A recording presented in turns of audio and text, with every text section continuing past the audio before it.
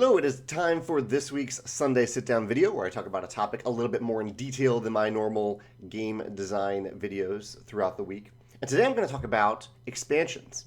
I'm going to talk about what I think my top 10 favorite expansions are in no particular order. I found it was kind of difficult to actually rank them because I don't exactly know why. Maybe I'll figure it out by the end of this video. But I also have a few random topics about expansions that I wanted to mention.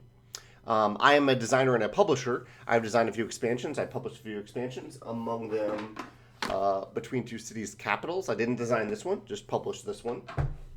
I designed Tuscany. Tuscany is an expansion to viticulture. And I've co-designed a few expansions. Scythe, The Rise of Fenris. This is our newest Scythe expansion. Obviously, those will not be on my top 10 list because I do not, my own games, the games that I publish or design, are not eligible for my top 10 lists. But I wanted to talk about a little bit about why I and other publishers make expansions.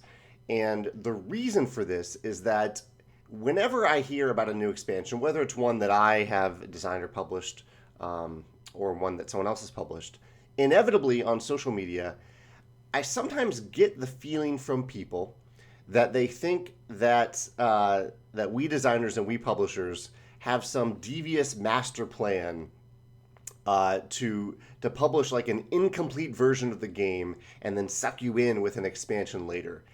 And I really just wanted to assure you that that is not the case. I guess I can't speak for all publishers, but and perhaps that has happened at some point in time. But more likely than not, I think with almost all designers and all publishers, that is not the case. For the most part, I think while we have ideas for expansions during the design process, or often for me it happens like after I send a game to my manufacturer, that's when I start to think, okay, what else can I do with this? Because up to that point, I'm spending all of my time and all of my brain power on figuring out how the core game works. It is not as if we are cutting things to put into the expansion later. Now I want to put a caveat on that. There are times that we cut something that doesn't work, and later on we revisit it and we're like, oh, this is how it can actually work. This can now go in an expansion. But when we are cutting things from the base game, it's because it's not working. It's making the game less fun, more convoluted, and in rare circumstances, it makes the game too expensive to produce at a reasonable MSRP. For example, this is why some publishers might publish like a 4-player game, again, that plays up to 4 players, and then later on they add a 5-player expansion, because having that 5th player in the core game might make the game too expensive to produce. So I know some of you might be watching this and thinking, I still don't believe you. There's always some like master plan where you're thinking about what you're going to do with expansions. And you're cutting us short on the base game, but it really isn't the case. It just that isn't how we design things, or it isn't how I design and publish things.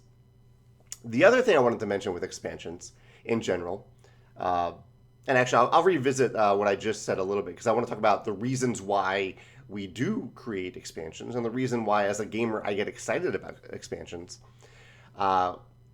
Is the other thing that I often hear on social media when someone announces a new expansion, whether it's me or somebody else, is the first question almost always asked is, will it fit into the core game box? Now, I understand the intent behind that question. You are expressing your hope that the expansion will fit into the core box because we have limited shelf space, right? You want everything to fit in the core box if possible. But what I think we designers and publishers often hear when that is the first thing you say when we announce an expansion is nothing else matters more than it fitting into the core box. And if it doesn't fit into the core box, it does not have value. And perhaps I am reading into that too much. Perhaps other designers are reading into that too much. But when it's the first thing we hear, when we announce something that we've just spent months and months working on, and we're so proud of it, and we're so excited to share it with you, and we've made this thing for you, and the first thing we hear is, if it doesn't fit in the box, that's not That's not a good fit for me. Like that's all that's important to me is what we hear sometimes. Um, and here's what I have to say about that. At the point in time when you ask that question, when we announce an expansion and you ask that question, it is irrelevant. At that point, we've designed all the things, and whether or not it fits into the core game box or not is irrelevant. We've already designed the core game box and all the stuff that goes into it. We've already designed the expansion, and so at that point, the answer to that question does not matter. It might matter to you. It might impact your buying decision if it does not fit into that box. But to us, there's nothing that we can actually change. So what you were asking is it's not constructive. It cannot make any positive change at that point. So here's my recommendation, because I know this is a little bit negative here. My recommendation to you is when a company is announcing a new game, if that game is still pliable, I'm talking about the core game, not the expansion. If it is still pliable, like if it's on Kickstarter, that is the time where you can ask, have you designed the box and the insert with expansions in mind? So you're acknowledging through that question that the designer and the publisher may not know what future expansions are, but that they are potentially leaving room in that box for those expansions. Because at that point in time, it actually is a constructive question or constructive comment, because at that point in time, we actually can do something with that question and with that feedback. We can impact the size of the box. We can change the way the insert is structured. We can do those things at that point. After we publish the game, after we've designed and announced the expansion, it is way too late. It doesn't matter at that point. So please keep that in mind when you ask that question. And if you are truly just asking out of curiosity, if it does actually impact your buying decision, I think it is a fair question to ask. But maybe don't ask it as the first question. Maybe express, if it's an expansion for a game you love, express your excitement for it and then ask that question. Okay, long rant over about that question. So the types of expansions that I buy and that I tend to design they fit into a few different categories. They are more stuff expansions, so expansions that just add like more cards, most often more cards, and it adds variability to the game. That's what we're doing essentially with the Euphoria expansion. Expansions that add more asymmetry, whether it's like more variable powers like in Cosmic Encounters, or if it introduces asymmetry to the game for the first time. I often enjoy that. This is a tricky one. Sometimes expansions fix issues in the base game, in the core game, but the way I like to put this is it fixes user-specific issues, because an issue that you have with the game may not actually be an issue that someone else has with the game. And so this is an interesting one for me. I've tried to keep that in mind. Like in The Rise of Fenris, there are modules in this expansion that address the needs of different types of people. And it isn't a case of where I put something in here that I feel like I should have put in the base game. It's just after hearing thousands and thousands of opinions about Scythe, I know that there are certain types of people who like to play a certain way and who wish that something was in the game or wish something wasn't in the game. And there are other types of people too. And so an expansion gives you the opportunity to address different types of people and mix and match different modules to meet their needs. Some expansions add a new way to play the game. I feel like Isle of Skye Journeyman did this. Orleans, an expansion I'll mention in a minute, that expansion adds cooperative play. And so it's a completely new way of playing the game. And also expansions can add more players. As long as the designers kind of had that in mind from the beginning, and maybe it was one of those things they cut because of budget reasons, I think that can work really well. Sometimes it doesn't work as well. Anyway, you've listened to me ramble for 9 minutes here. Let me get on to my list. And I'll start with, like I said, these are in no particular order, okay? There are 10 games, but it's not a top 10 list exactly because they're not ranked from 10 to 9. And I'll mention one honorable mention, which was Seven Wonders Leaders, which almost made it in here, but at the last minute I decided to include Time Stories modules as eligible for this because they are expansions. Time Stories being my favorite game, it kind of gives it a little bit of an edge here. But Seven Wonders Leaders would have made the list, but it didn't because I ended up including Time Stories. So I'll mention Time Stories first. Time Stories Prophecy of Dragons is my favorite module or expansion, whatever you want to call it, for Time Stories. I love the theme. It was the one expansion or module, I'll call it expansion, that I was having so much fun with it that I would gladly have just continued to play it as a game. Like I didn't want to leave that world. I thought it was an amazing world. I thought it had an amazing twist that really opened something new with the game. A lot of new things with the game, and I absolutely loved it. That's Time Stories Prophecy of Dragons. Let me mention one that I actually have here. I have a few here to show you. Terra Mystica, Fire and Ice. This is one that me and my gaming group were really, really excited about because we play a lot of Terra Mystica, and for a while we really played a ton of Terra Mystica. And so we found out that there were going to be 4 new factions.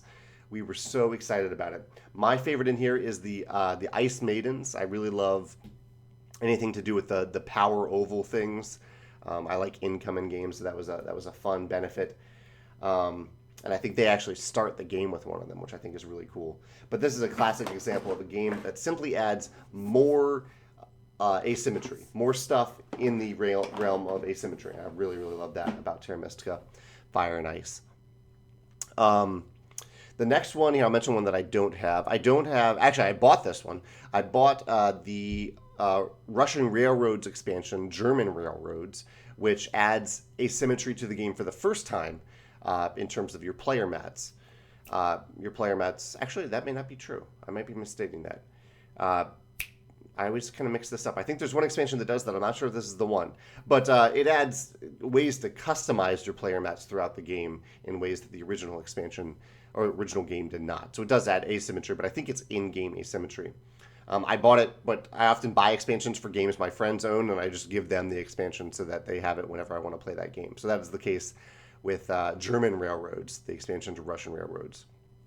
Also, as usual, if you hear me mention any games here and you want to check them out later, I will write the names of all the expansions in the description below, so you can look there and see what the games are. You can also kind of see them in the thumbnail image for this video. Okay, I'll mention another one that I have, one that I might get scorned for, but I legitimately think that Catan Cities and Knights is a good expansion.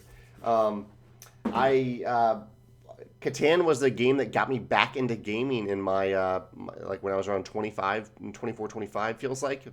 It might be later or earlier. It feels like it was around then. But the game really opened up when we started to play with Cities and Knights, because Cities and Knights adds this really cool component. Let me show it to you. Adds these flip books that show you, they show you all the things that you can do in the game, so you don't actually have to remember it. And they give you kind of a new resource that you gain, commodities that you can spend to upgrade. So you're actually upgrading, and it actually, I guess it's not completely upgrade because their actions aren't actually getting better. They could have done that. That would have been really cool. Instead, you are, actually it does upgrade a little bit. It upgrades, actually it's been so long since I played it. Let's see how it works.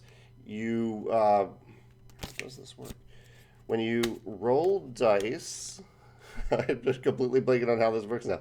Whatever it does, I think it increases your odds of hitting certain things when something happens. When you roll these numbers, it increases your odds, and eventually you upgrade to like the best building, and at that point your odds are perfect whenever you roll a certain number. I should have prepared. This is a Sunday sit-down video. I don't always prepare for these. I just put them together and talk about them. But Cities and Knights with these flip books makes the game a lot of fun. What's next? Dominion Prosperity. I played a lot of Dominion, actually. It was probably Catan, Agricola, and then Dominion were the main games I played through my late 20s as I got back into tabletop games. And Dominion Prosperity was the expansion that really, really excited me, mostly because it adds all these things that make you feel really, really wealthy in the game. There's suddenly something that you can do when you have a ton of money. There are multiple cards that you can use to spend a ton of money on in Dominion Prosperity. And I just, I played a bunch of Dominion expansions, and this one is I would say almost by far my favorite. I like Seaside a lot too, but Prosperity, I love that feeling of wealth in that game. Just feels good. I no longer own that one. I'll do another one that I own, Downforce. Downforce, what is the name of the expansion? So this is one that I did fit into the box. So I don't remember the name of the expansion offhand. It'll be in the comments below or in the description below. But, it's Circuit. Danger Circuit. That's what it is. And all it adds are 6 new abilities and a double-sided board. And I actually love this about expansions that have that could add new maps or new boards. I think racing games are great at this, and I think games that use like tracks or routes are great at this, like a Ticket to Ride. I would love to publish a game that has that I could expand by offering new maps that add new things. But I really like in Downforce that the tracks each have, like, usually they have one new rule or one little twist to them. So it's not a lot more that you need to learn or remember, but it is enough that it's better than just a slightly different combination of like spaces to move than on the original track. And Danger Circuit does that really, really well. Each of the tracks has a slightly different rule that you need to keep in mind. Okay, another one that I don't have that I mentioned earlier was Orleans. Orleans has an amazing expansion that really inspired me for the Rise of Fenris, actually, because Orleans Invasion adds a cooperative module. So it takes a very competitive game and turns it into a fully cooperative game with only a few little twists. It has some new boards that you are collectively putting stuff on, and like you're putting money on there. You're like doing all the things that you would do in the game, but you're doing them together with the other players. You also each get an individual goal that you need to accomplish. So you're kind of balancing between that one goal that you need to do and the goal that the group needs to do. And man, is it good! It's one of the few expansions on here that I think this actually might be the only expansion that offers just a completely new way to play. And it is a toss-up for me as to which way I would prefer to play Orleans, cooperatively or competitively, because it is so good. That's Orleans.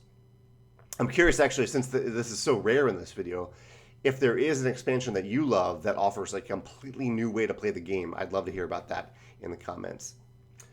Okay, let's do one of my favorite games, Tzolkin. And actually, you'll notice the pattern here. A lot of my expansions that I'm talking about here are expansions to my favorite games because they're the ones that I'm the most likely to actually buy and try the expansions for.